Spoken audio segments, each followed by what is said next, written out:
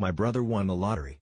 But I swapped our tickets. I think about this way too much. It's been years, but every time I see a lottery ad or hear someone talk about a big win, I feel sick. My brother isn't the type to play the lottery. He's always been the responsible one. Good job, steady life, never takes dumb risks. But one random day, we were walking through a shopping center, and as we passed a newsagent, he decided to grab a lucky pick ticket. Just a total impulse buy. I laughed at him, saying he was wasting his money, but for some reason, I grabbed one too, just for shits and giggles. A few days later, I was at his place and saw his ticket just sitting there on the kitchen bench, half buried under some unopened mail. I knew the draw had already happened, so out of pure curiosity, I checked the numbers. And my stomach dropped. It wasn't the jackpot, but it was a lot. Low six figures. The kind of money that could wipe out debt, buy a new car, or cut my mortgage in half. I don't even remember making the decision. My own ticket, a total dud, was still in my wallet. Before I knew it, I swapped them and left shortly after. A week later, we were having a beer,